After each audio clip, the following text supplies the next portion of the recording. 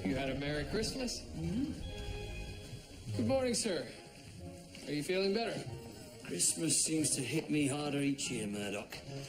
Sorry I dropped out early last night. I missed Margaret's rum pudding, apparently. It was delicious, as always.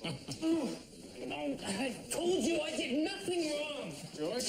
Sir, Gideon Turner. We found him up on Bloor Street with a man in a headlock. He was about to throw himself off the Rosedale Valley Bridge. How do you know that, Mr. Turner? I'm afraid I can't tell you that.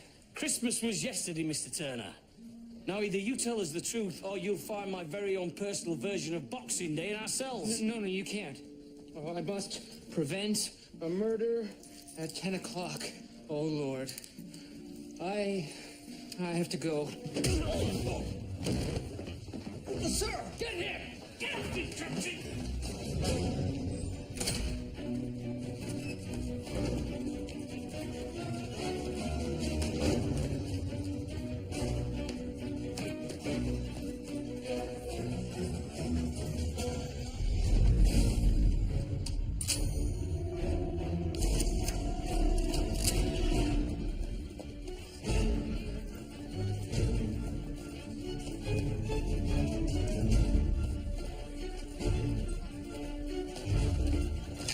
Seth Morgan!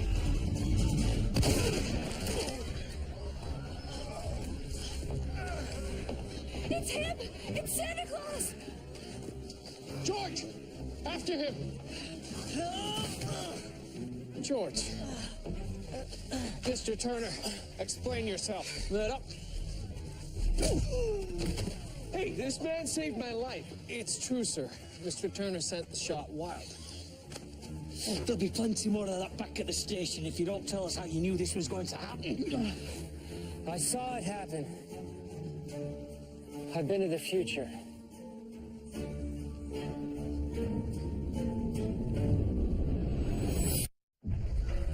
You've been to the future? How'd you manage that then? I can't tell you that. I've said too much already. Bloody hell, he's crackers. I lost him, sir. He escaped down a coal chute. He left this behind. It's a piece of his suit. Right, George. Escort Mr. Morgan to the station for questioning and see if you can lift any finger marks off this casing. Sir, I'll have some constables search the coal chute. Thank you. Right then. Do you have any more future crimes you'd like to prevent? No, but I have to stop a boy from being run over by a carriage at the corner of Queen and Parliament. Ah, what time? 3:15. Wonderful. That gives us time to chat.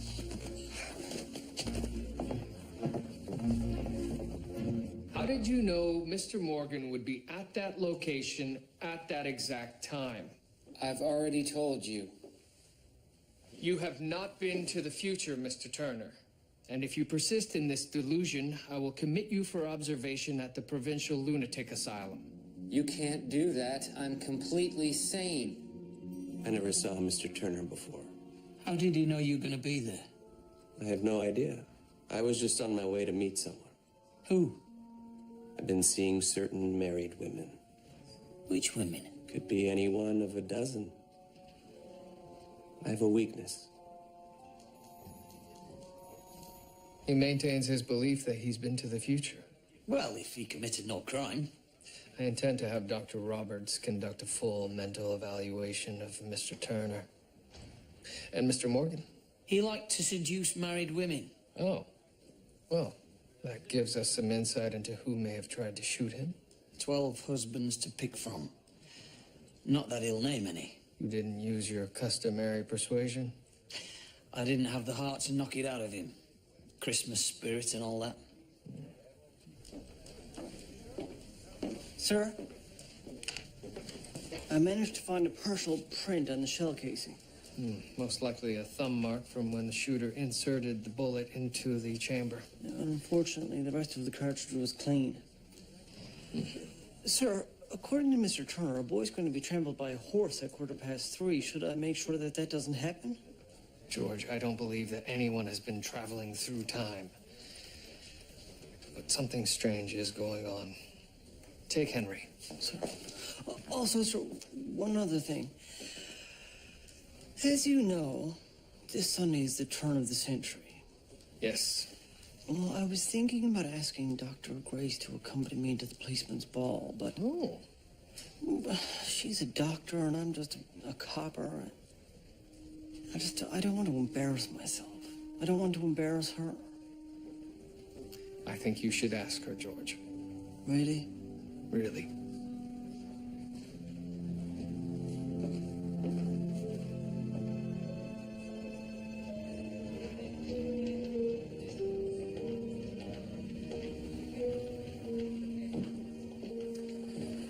It appears Mr. Turner has a desperate need to help others. It stems from feelings of inadequacy, low self-worth. But it is strange how he knew about the shooting. Yes. Is it possible that he hired someone to dress up like Santa Claus and pretend to attempt to kill Mr. Morgan, also that he could save him? People have been known to purposely create desperate situations that only they can resolve. I'll keep him under observation. Thank you, Doctor. No, you can't. I have to rescue the boy. The boy. William? Julia. The nightmare started soon after I was buried alive. They became so bad I was afraid to sleep at night. I can only imagine. So you came to see Dr. Roberts? Yes, I agreed to an experimental treatment which induced seizures. That sounds drastic. Yes, but it worked wonders. I have nothing but sweet dreams now. But if you're cured... Oh, I'm no longer in treatment. I'm here because I've been studying psychiatry. It's a fascinating field. Then you might be interested in what I'm up to. And what is that? Well, it's a curious case. A man who believes he's been to the future. He's quite convinced. And he thinks he's something of a hero. I believe the psychologist Emil Kraepelin refers to patterns of behavior as syndromes. Perhaps this man is suffering from hero syndrome. But why the future? Perhaps he wants to be a hero with superhuman ability. A superhero, as it were. Well, you're welcome to observe my investigation if you like. I'd be delighted. Superhero. Yes, sir. It would appear that Mr. Turner may have set up the whole shooting just so that he could stop it. Seth Morgan will be relieved to hear that. Murdoch, take a look at this. I've been holding on to it for a few days.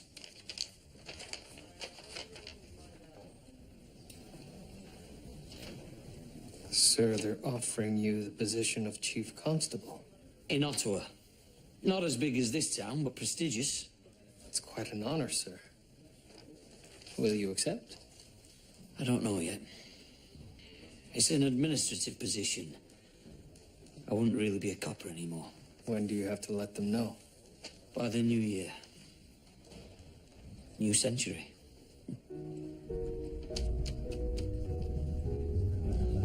Detective Murdoch, Teddy Nelson, the Gazette. I've heard you brought in a man claiming to be from the future. Is there any truth to that? The man in question is undergoing a full evaluation at the Provincial Lunatic Asylum. Sir, everything happened exactly as Turner said. He may be from the future after all.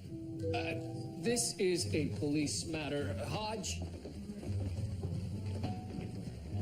Sir, Higgins and I went down to the corner of Queen and Parliament as instructed. We waited there till almost 3:30, sir. We were about to pack it in when suddenly Higgins sees this carriage barreling down Queen Street at considerable speed. And then this urchin comes bolting out of an alley, sir, right into its path.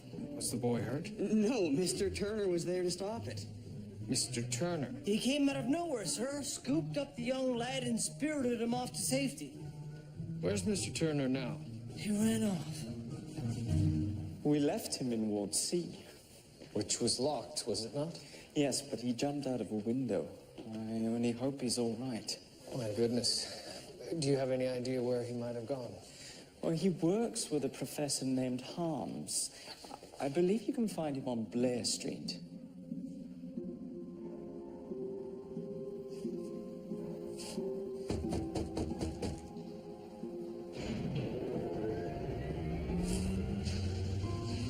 Sir, look at this.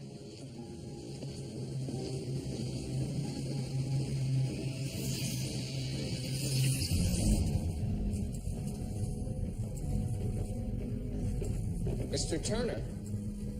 What are you doing here? You're not supposed to see this. This is Professor Harm's machine. Where is Professor Harms? He's in the future. The future. Who are you? Teddy Nelson, Toronto Gazette.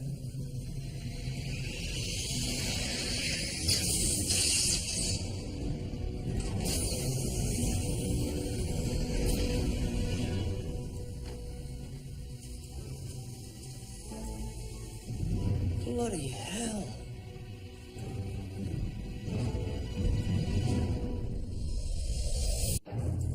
What is this? I'm sorry, Professor. They came uninvited. I tried to get them to leave. Is that a time machine? George, get Mr. Nelson out of here. Sir, Mr. Nelson, please, if you will, come with me. Professor Harms, what is going on here? What's going on is that I'm engaged in an important experiment and you're trespassing on my property. I'm investigating the attempted murder Mr. Turner prevented this morning. Gideon, you're instructed never to interfere with the future. How could I not? Knowing what I know. What laws have we broken? To start with, it appears that you've violated the laws of physics. I'm sorry, Detective, but I cannot allow you to interfere with a device I've devoted my life to building. I know my rights. Provide me with a warrant or leave my premises immediately. Those are your options. Well, there is another. When I was teaching at the Polytechnic in Zurich, one of my students, and Albert Einstein, suggested a radical way to reconcile the laws of mechanics with Maxwell's equations. Not only was time inextricable from space, but my mathematical derivation suggested that it would be possible, with sufficient energy, to pass from one point in time to a point in the distant future. And you've succeeded in doing this with this machine. Yes. You're telling me you've traveled to the 20th century? Only as far as 1912. I cannot yet go beyond that. But your man, Mr. Turner, has now altered the very future that you witnessed. How do you reconcile that? Yes. That is a problem. A problem? Perhaps more than one future exists. Perhaps every time you travel, the universe splits into two possible futures. What other explanation is there? He's got a point. Your professor didn't go to the press. The press found him. Sir, perhaps that was the point. To have Mr. Turner make a show of stopping a crime in public to attract the press. But where's the profit in it? I could see one person pulling a hoax for the sheer sport of it, but what about the rest of them? The boy, the shooter. What's in it for them? Fraud is not without precedent. A red heifer had his perpetual motion machine, and P.T. Barnum displayed the skeleton of a mermaid. What would motivate a respected scientist such as Professor Harms to perpetrate such a fraud? A deep-seated desire for fame, I imagine. Even if his fraud was certain to be exposed as such. Perhaps his desire for fame exceeded his concern for his reputation. I'm sorry, I don't mean to appear glib. I'm trying to bend my analysis to fit your assumption. There is a more rational explanation at hand. What's that? The time machine works. Dr. Roberts, are you all right? No, I've been diagnosed with Huntington's chorea. The degenerative nerve condition. Is heritable. My father had it. I'm terribly sorry. One must play with the cards when he's dealt.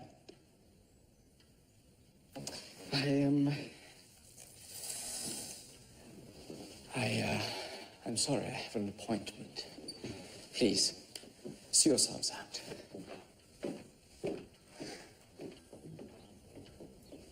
So, William, what are you thinking? I'm still convinced that this is a deception orchestrated by Professor Harms and Mr. Turner. But it seems extreme for Mr. Turner to throw himself through a window unless he really believed that a boy's life was in danger. Then we speak with Mr. Turner. Mr. Turner, how did you know the boy was about to be trampled? I saw it happen with my own eyes. When you're in the future. It was terrible. I couldn't let it happen again. I couldn't. And how did you know Seth Morgan was about to be shot? I saw that too. Same with the suicide. Mr. Turner, most people live out their entire lives without witnessing such an event. And yet you saw 3, all in a matter of hours. How do you explain that? I can't. Maybe. Maybe what, Mr. Turner? Maybe God directed me. Maybe God chose me to save them.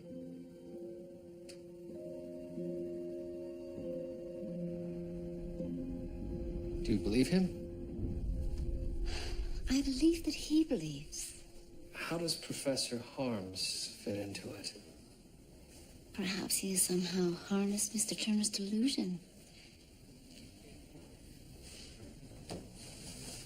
William, I have to say, this is exhilarating.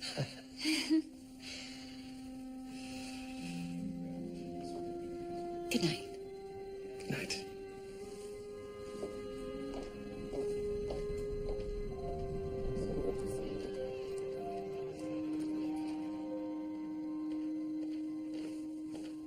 Dr. Grace, I hope I'm not interrupting. Of course not. What a pleasant surprise. Well, I can't stay, unfortunately. I'm very busy now that news of this time machine has gotten out. Time machine? How fascinating. Oh, yes. But I was wondering if you would join me. Of course, a time machine? I would love to see it for myself.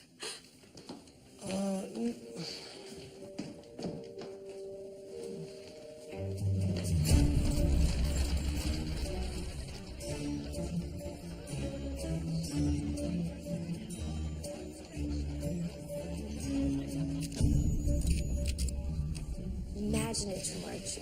Here we are at the dawn of a new century. Really, after New Year's Eve, it's just another day, is it not? Well, I suppose in a way. What if I were to travel to tomorrow and come upon my future self? I suppose your future self would be expecting your past self, having already traveled from the past into the future. Which would then be the present. Excellent point. Dr. Grace, would you accompany me to the... George.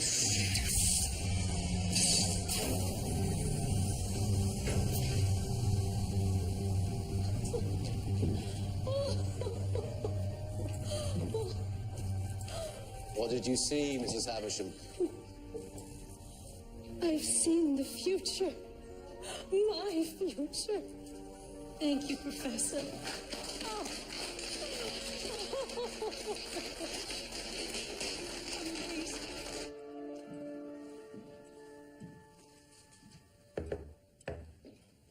So it's settled. We're ringing in the new century with the Lamonts. What fun. I'm going to a meeting with Dr. Roberts. What? You're giving up your practice of real medicine for psychiatry. Darcy, this field has a great deal of validity. In fact, Dr. Roberts and I are assisting Detective Murdoch in a case. How long's that been going on? It's a recent development. I may be late for dinner.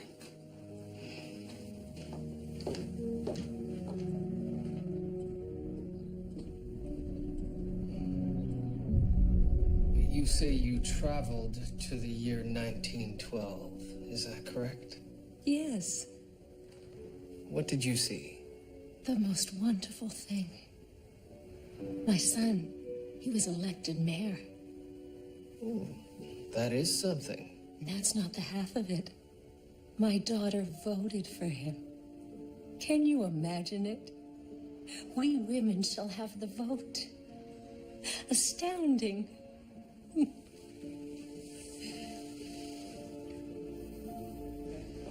She seems perfectly sincere. As does Mr. Turner. Do you think it's possible for two people to share the same delusion? There have been instances of mass delusion, the witches of Salem being an obvious example, but this is quite different from that. Murdoch! I should go.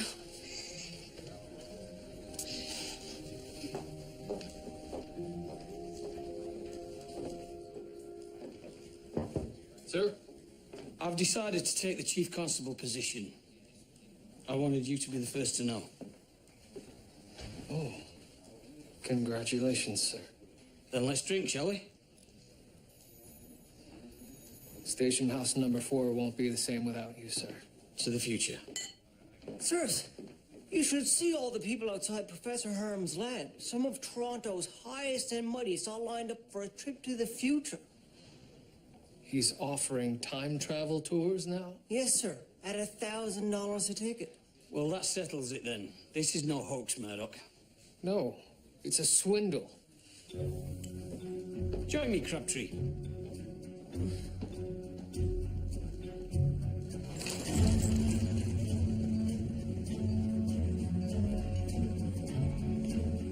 Just a short questionnaire to ensure your fitness for the journey. No, miss, you do not need to change your clothing.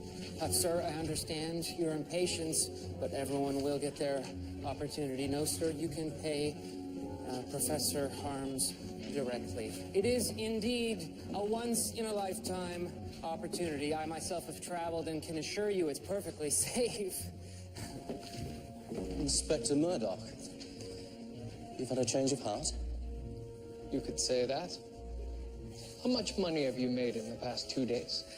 Now, the money is not for me. The machine has to exist in the future. It must be maintained. Bills, taxes must be paid. With sufficient money, we should be able to travel into the next millennium. Imagine what the world will be like in 2012.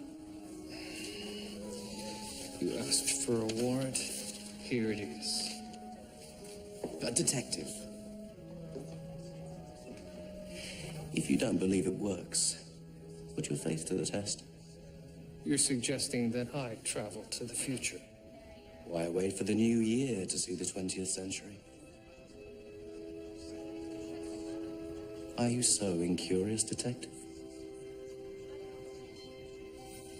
At the instant of transport, you will momentarily lose consciousness. You will awaken on the other side in 1912. You can stay as long as you like, but you must return to the machine.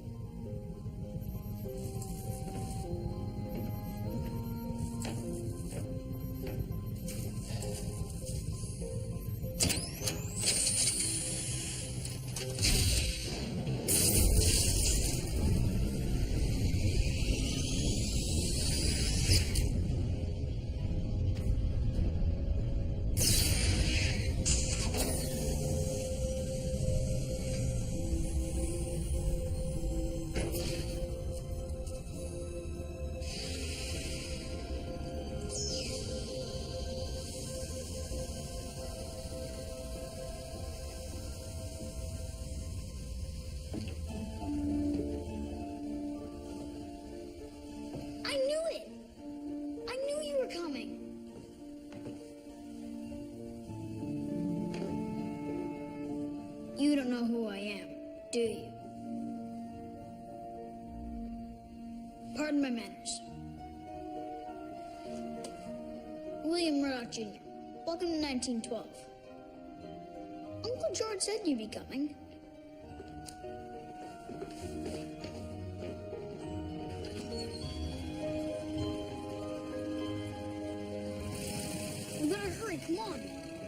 experiment. Oh.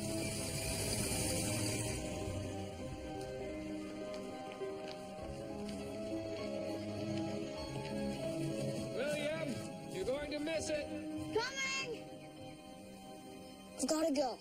Come watch, but you can't let them know you're here.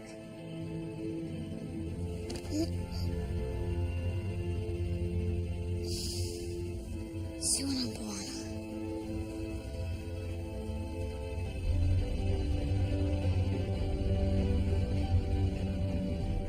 So the candle causes the air above it to heat up. And this causes negative pressure relative to the air surrounding it and forces the hot air up. But because it's trapped inside the enclosure, the whole balloon rises up with it.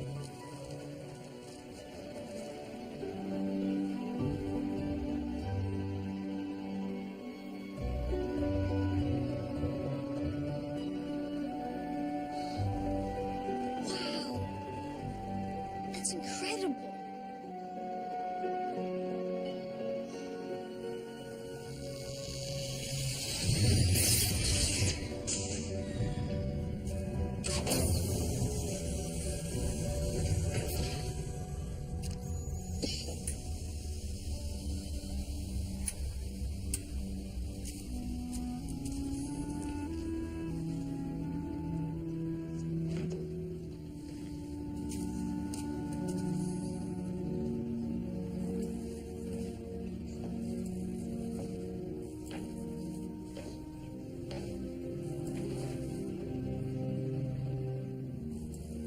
What did you see, Detective? What was it like? I saw the future.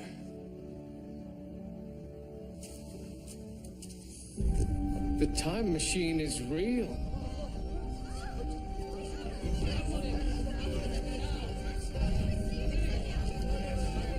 One at a time, one at a time.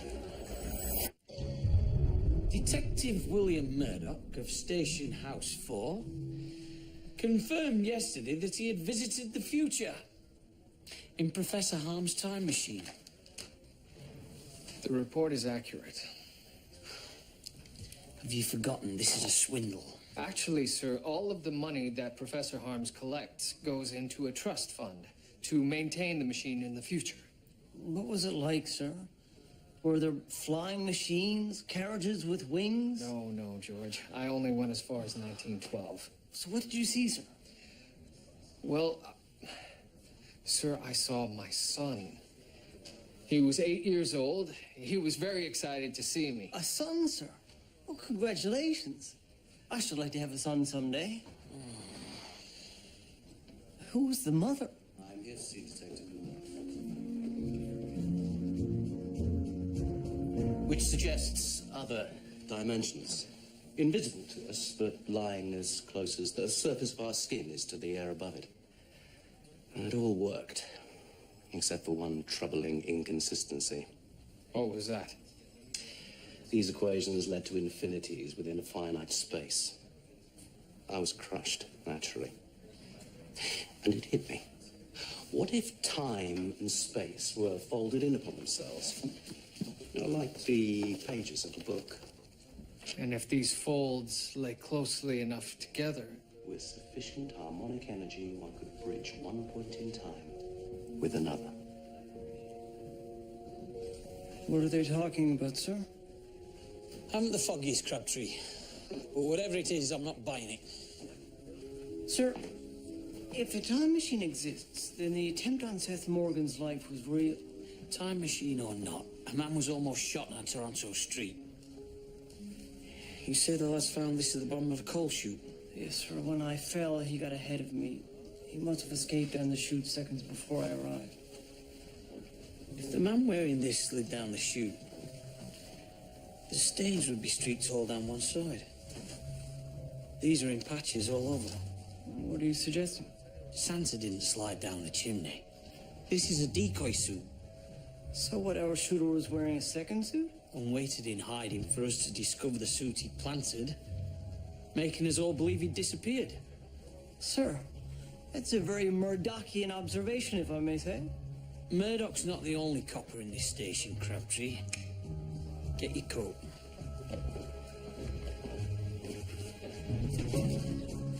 Shake that side, Crabtree. So, sir, if this time machine is just a big swindle... Well, then whoever was wearing the suit was part of that swindle. If we can find out who's behind the shooting, we'll be one step closer to proving it.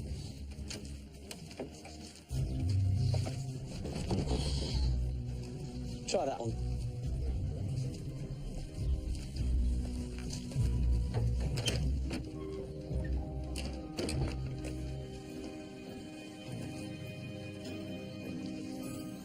As you can see, we found a partial print on the button of the second Santa suit here. George, based on the size, I suspect that this is a partial thumbprint.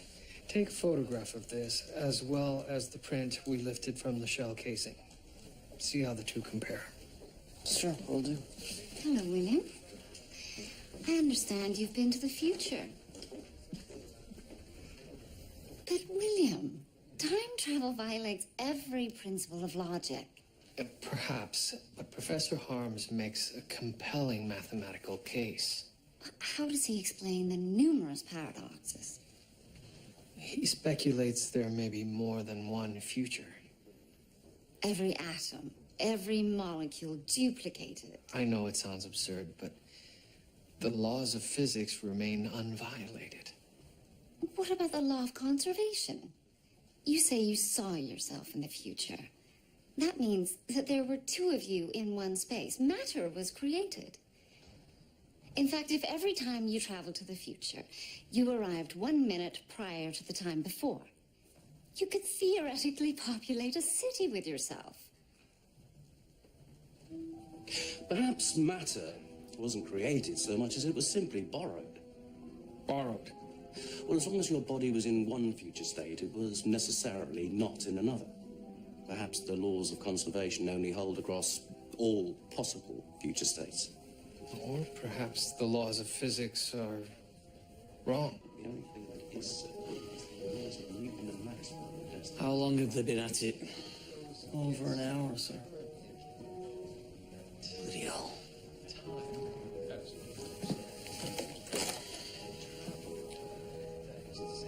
Get me the lunatic asylum. So, Detective Murdoch said he's been to the future? That he did. Did he say if they invented a machine to match finger marks? Henry, no machine will ever take the place of the keen eye of the policeman. We'll get to it. My New Year's, I hope. Speaking of New Year's, did Dr. Grace accept your offer? I haven't offered my offer yet. Because she's avoiding you? George, she comes from a better class. All her friends do. Henry, sometimes I think you want me to remain a miserable bachelor like yourself. I have a date to the ball. George, you're not even comparing the photograph to the finger marks. Henry, I've seen it 100 times. I have that finger mark committed to memory. I'll be dreaming of that finger mark in my sleep tonight. And you're wrong about Dr. Grace. She is a modern woman, and in the new century, relationships will be defined by a meeting of the minds, and I, my friend, am a 20th century man.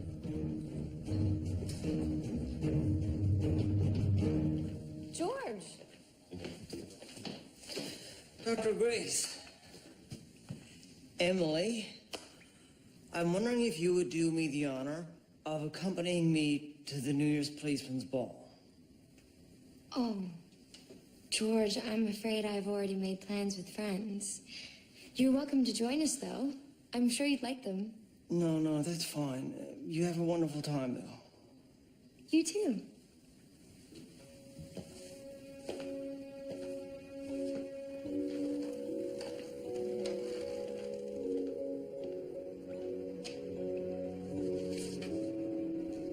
Inspector Brackenreed's call was hardly necessary. He's concerned your trip to the future is a psychotic delusion. Is that possible? Yes. Although it would require full-blown psychosis. which you've shown no symptoms at this point. Oh, my goodness. George? George, could you please get the doctor a rag or something? Doctor? Thank you. Thank you, George. Goodness. Have you spoken to any of the other travelers yet? Some. And they appear as sane as you and I. It seems to lead to only one conclusion. Professor Harm's machine works. What do you think? Dr. Roberts isn't doing much to dissuade the detective. Bloody hell. Crabtree, get Higgins to face that Turner fella. And bring in Professor Harm's solicitor. To what end, sir? To do what we should have done in the first place. All the soddy money. So tell me about this trust, then. It's completely legal. All monies collected as payment for voyages to the future are to be deposited in a trust account, which is devoted entirely to the operation and maintenance of the time machine, as long as the funds last. How long is that? At the moment, 112 years. Mr. Denman, you're telling me that Professor Harms raised all this money to pay someone to keep the lights running through to the next millennium? Essentially, yes. And Professor Harms himself has no access to it? None whatsoever. The money led nowhere. Where are we with the finger marks of the shooter? No matches yet, sir. Care to join us, Murdoch? Have you found something new, sir? Do I need to remind you that this is your case as well? Sirs. Unlike you, I haven't been fooled by a bloody con man. Sir, Professor Harms and Mr. Turner are not con men. Sirs. What is it, Higgins? We found Mr. Turner. Where is he? It's in the morgue, sir.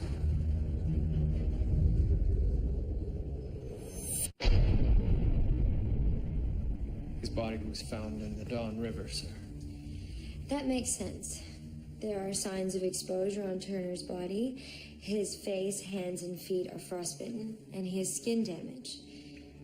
But this doesn't make sense.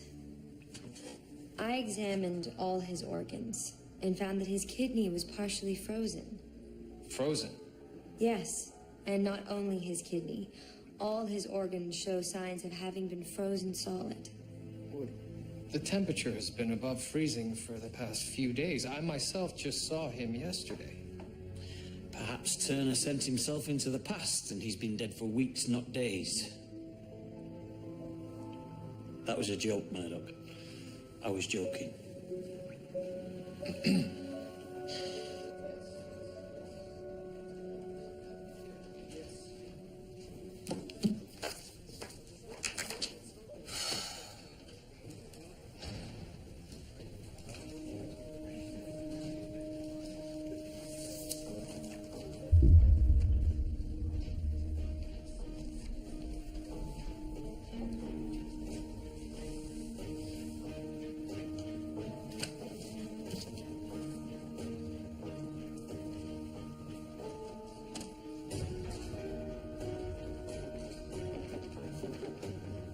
Sirs, what is it?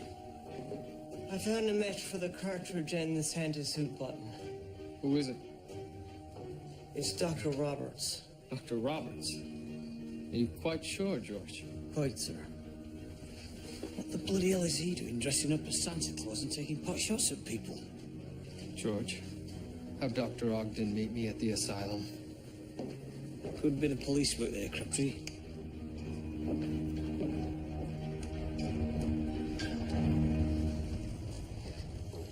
He does have a fatal condition. Perhaps he's become somewhat unhinged. That's possible. What's this device? This is the experimental therapy I mentioned. The cap is placed over the patient's head. Then an electric current is passed through the temporal lobes. Inducing an instant seizure. Yes, which makes the patient susceptible to hypnotic suggestion.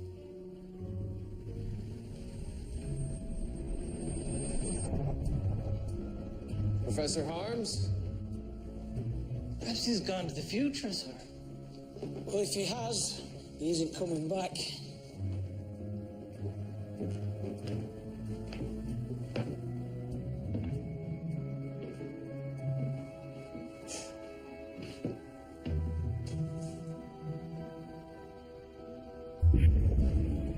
You have a son. He is 8 years old. He is very excited to see you. See when I'm born.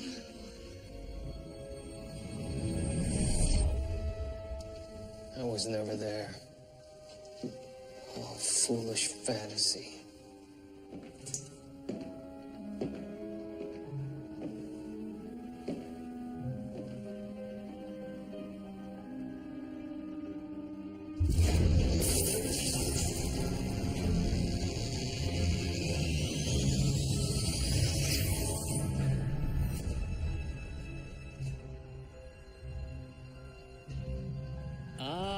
An identical room. It's all smoke and mirrors, me old mucker.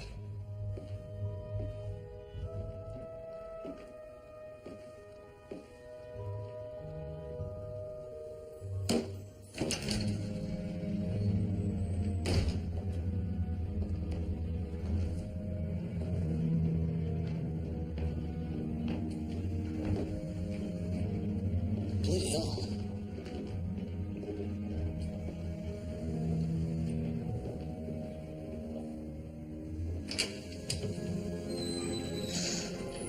Dr. Roberts. Sir, what is it?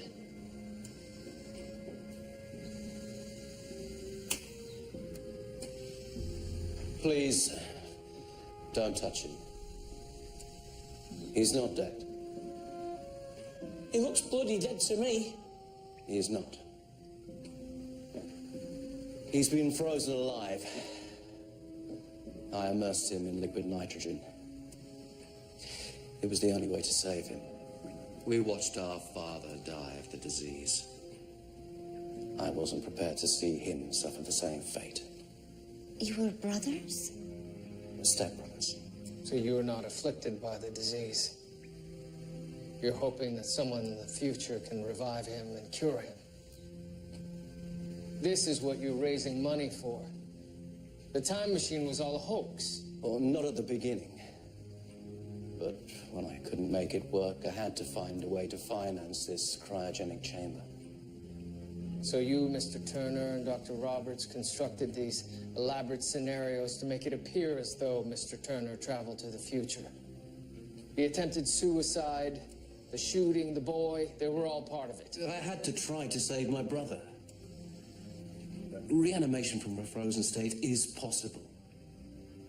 I experimented with goldfish. I froze them and thawed them. They came back to life. A fish is hardly a person. He's my brother. What choice did I have? And people's visions of the future? It's post-hypnotic suggestion. We didn't mean to hurt anyone. Really? Then how did Turner end up melting in a bloody ditch? We needed to test the thawing process. We couldn't revive him. He wanted to do this. I swear. He wanted to be a hero.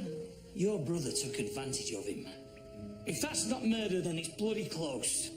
I've half a mind to thaw him out right now. Leave him!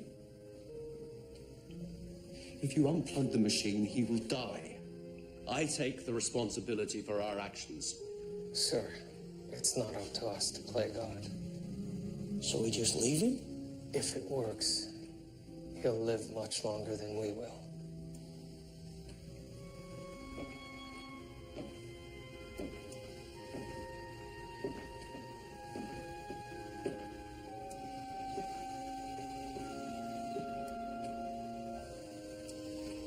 Godspeed.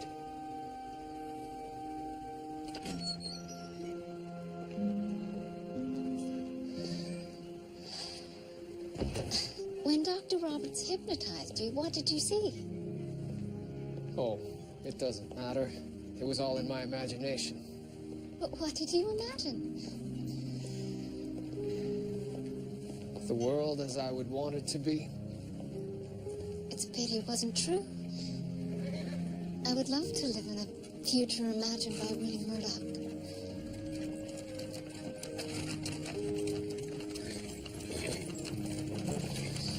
I should go.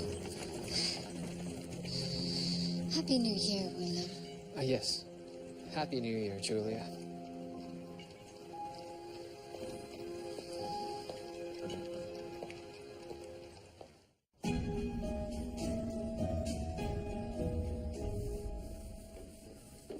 Sir.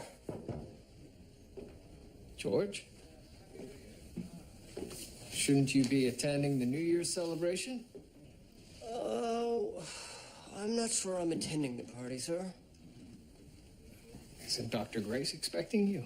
She's going to another more high-class do. She invited me to attend, but... George, Dr. Grace invited you to a party and you don't plan on attending. I just don't think I would belong, sir. It's... What about you? Are you going to the ball? No, I wasn't planning on it.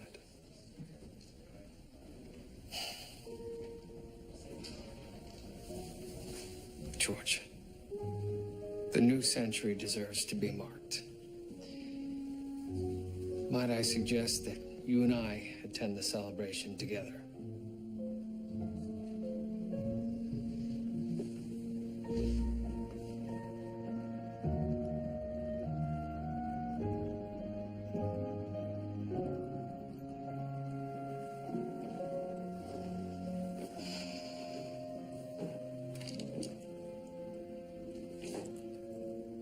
We were to be there half an hour ago. I'm hurrying.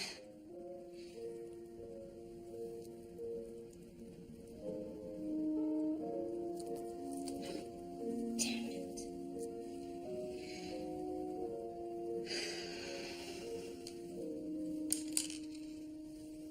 You don't want to do this, do you? I'm happy to go to Lamont's party. It's not what I meant. It's the eve of a new century. It is. I think you should be with whom you wish when it begins.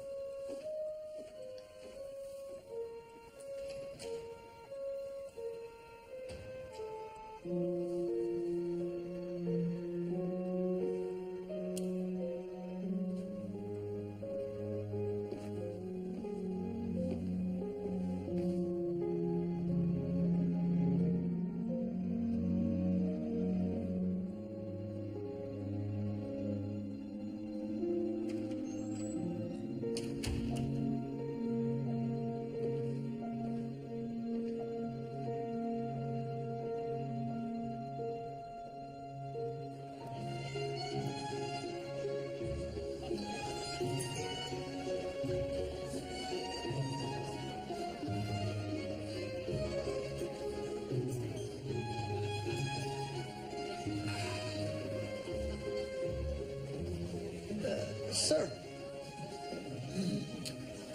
What are you two gawking at? Sir, just taking in station number 4's prowess on the dance floor. How's your packing coming along? I'm not going anywhere. I've changed my mind, Murdoch. Sitting behind a desk in Ottawa is no place for Thomas S. Brackenreed. Besides, you lot couldn't cope without me for a day. Oh, sir. Truer words were never spoken. Less of your insolence, Crabtree. Sir, bloody hell. Where'd Higgins get a bit of fluff like that? He's definitely punching above his weight. Welcome back, sir. Enjoy your evening, gentlemen. Sir.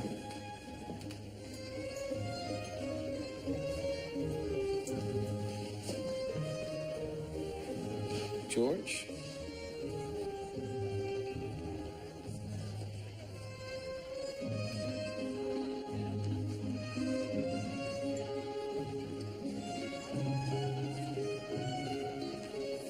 Dr. Grace, what brings you here? You do, George. Me? Well, I thought you had a party with your friends. None of my friends are quite as stimulating as you. Shall we get a drink? Yes, absolutely. Maybe we could squeeze in a dance before the fireworks. That sounds most splendid. To refuse that promotion is probably the most ridiculous thing that you could have ever done. Sir, it's New Year's Eve.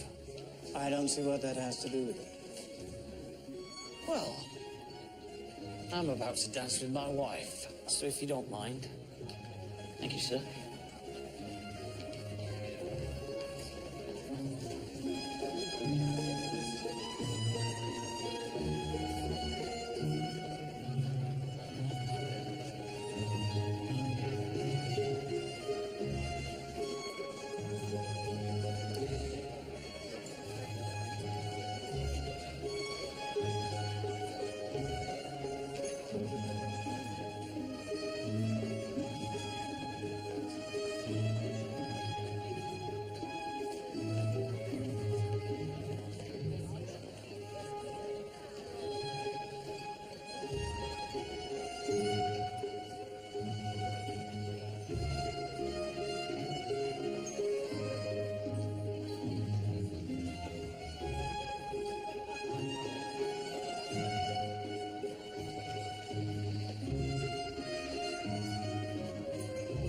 Julia?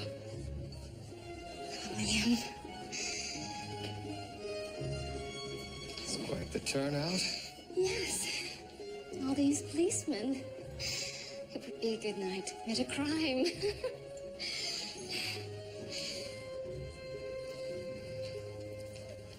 William, I wanted to let you know that I intend to become a psychiatrist. Oh. Yes, just think of it. The application of psychology to the puzzles you're faced with. It could be invaluable. I can envision a whole new field of criminal investigation. Take the case of Mr. Turner. I should have seen that he was, in fact... Julia, you came here tonight to tell me that. Yes, I thought that... Darcy and I have parted. And I want you to know that I don't expect anything from you, William, but we could work together. Perhaps we could discover the psychological profile of someone who would be most likely to commit a crime. You and Darcy have parted. Yes.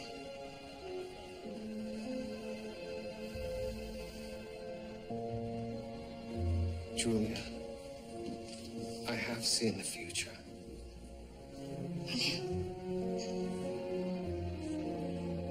It was you.